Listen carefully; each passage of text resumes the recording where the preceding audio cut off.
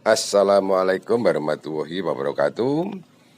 Benarkah tanggal 14 Maret tahun 2023 terjadi open mainnet jaringan P? Banyak di-share ya di grup-grup Facebook, grup Twitter ya, serta grup WA ya, yang mengatakan demikian. Bila itu terjadi, maka bersyukur kita ya sebagai pionir.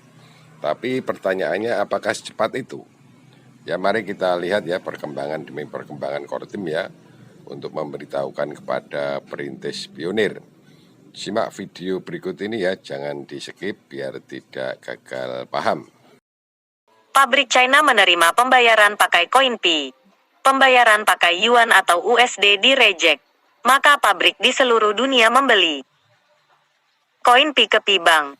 Atau langsung ke Pionir juga bisa atau ke exchanger. Setelah itu, pabrik di seluruh dunia mentransfer koin Pi ke pabrik di China. Koin ditukar ke bank Pi atau exchanger sementara exchanger menerima pertukaran dolar ke Pionir. Karena Pionir adalah mesin cetak uang kripto. Setelah pabrik di China menerima dolar, maka dibayarkan ke karyawan buat bayar gaji, yuan. Inilah siklus ekonomi yang dirancang Kortim. Dengan lalu lintas USD Pi yang begitu besar, maka semua lini ekonomi dunia akan membutuhkan koin Pi. Dan fundamental ekonomi pun kuat. Barulah nilai koin Pi akan menjadi naik dan naik bukan lagi ditentukan oleh investor dan pialang. Benarkah 14 Maret tahun 2023 Open MAINNET banyak di-share di grup-grup FB, Twitter, Telegram, mengatakan setelah Februari atau awal Maret, akibat cuitan di Twitter. Kita pasti tahu kabar tersebut. Jika benar, itu sungguh amat baik. Apakah secepat itu? Mari kita lihat. Perkembangan demi perkembangan. Tim Core memberitahu kepada kita sebagai perintis, pionir atau dapat dikatakan stakeholder di Pi Network. Sebagai tugas utama tim Core, melaksanakan apa yang tercatat di blueprint, white paper kepada pionir di seluruh dunia. Ini sebagai tanggung jawab core team kepada pionir. Namun, melihat hasil kerja yang signifikan, apakah sudah maksimal hasil kerjanya? Tentu jawabannya ya dan itu pasti.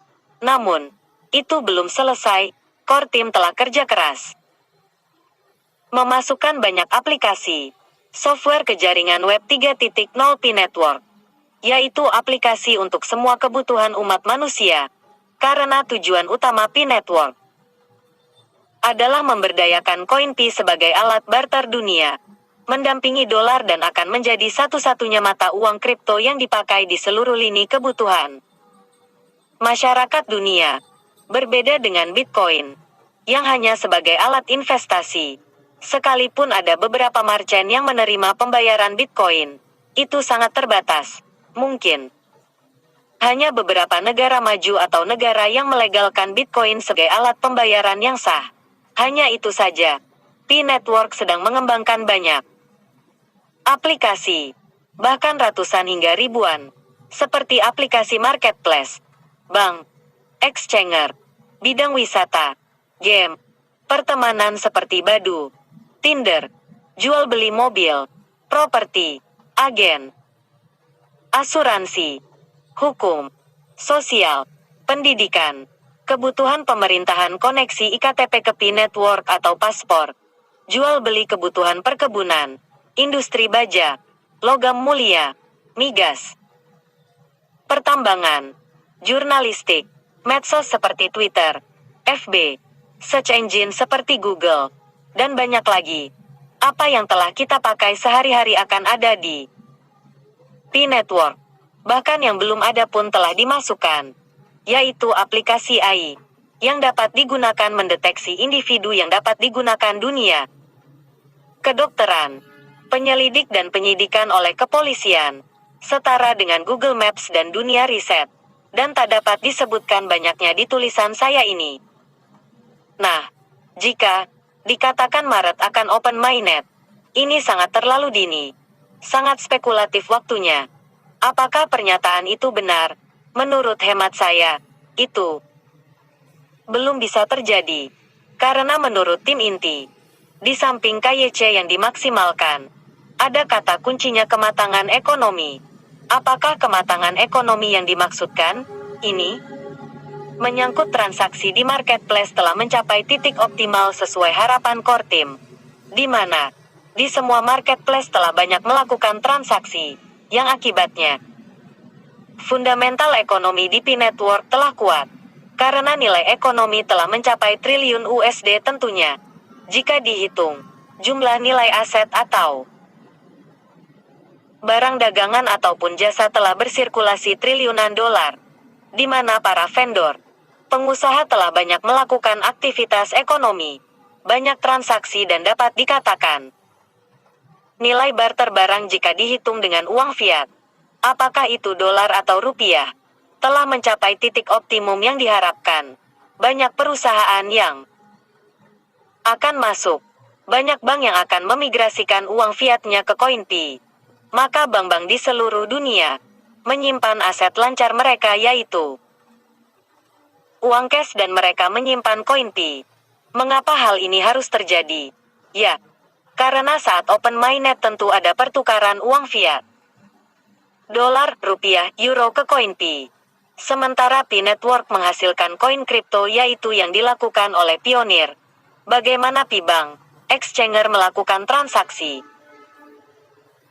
Jika Pi Bank Exchanger tak memiliki uang fiat, dengan apa mereka bertransaksi? Pioneer mau menukar koin Pi. Dengan apa Pi Network atau Pi Bank memberikan uang ke Pioneer? Jika jumlah koin yang beredar katakan 1 miliar koin, lalu ini akan ditukar ke uang fiat. Bagaimana mekanismenya? Bagaimana bisa Pioneer menerima uang fiat sementara cash aset tidak ada? Inilah yang dimaksudkan dengan kematangan ekonomi.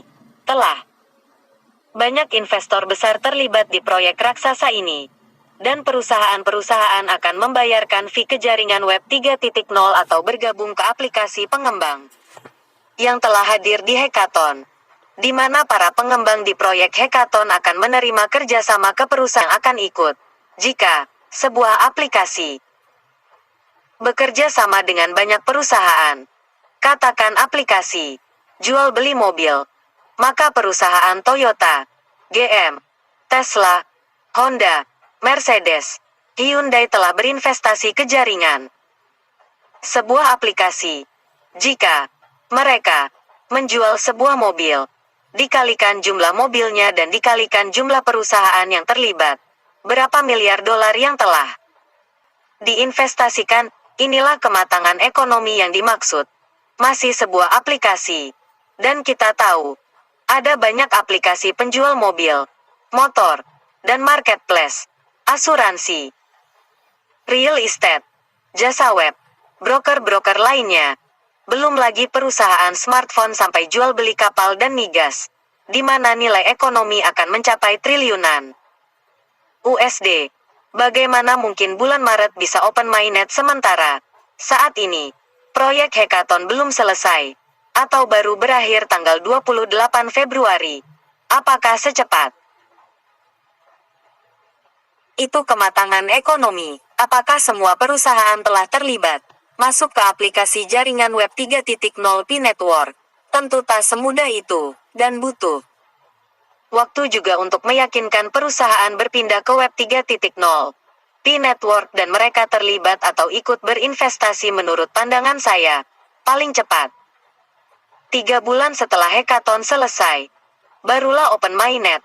Jika kematangan ekonomi telah tercapai, kita juga tahu, kita belum bisa belanja di China. Dan produk yang ditawarkan juga masih terbatas. Perusahaan yang terlibat masih belum dimunculkan, atau masih sedikit. Kalau marketplace Indonesia, kita kesampingkan dulu, karena support sistem di Indonesia tidak memadai. Karena jual HP aja sampai 600 Pi. Bagaimana kematangan ekonomi terlaksana? Maka itu, kita tunggu saja. Marketplace yang di China bisa barter ke Indonesia dan seluruh dunia dan selesainya hackathon, barulah open mainnet. Namun bukan berarti langsung bulan Maret, karena proyek hackathon baru selesai.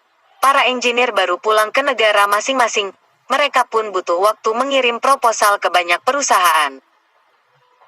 Untuk terlibat, hal ini saja butuh 3 bulan. Yah, estimasi saya, di kuartal keempat, kemungkinan sudah bisa open mainnet. Namun, jika perkiraan saya ini meleset, bisa lebih cepat dan terjadi di bulan Maret. Itu lebih baik. Karena saya gak capek lagi menganalisis. Sudah bisa menikmati legitnya CoinP dan bisa duduk santai menikmati kesabaran membangun jaringan dan ngeklik petir siang atau malam. Karena kadang telat ngeklik. Jadi, sahabat pionir, mari sedikit bersabar. Kita tetap semangat. Apapun gembar-gembor di luar sana, bolehlah itu sebagai pemacu semangat. Namun, dari sisi ilmu ekonomi, saya memberikan pemaparan apa yang saya pahami. Mudah-mudahan pionir diberi sedikit kesabaran. Anggaplah menanam ketela. Pohon saat ini, yang akan panen 8 bulan lagi. Gak harus nanam sawit lah.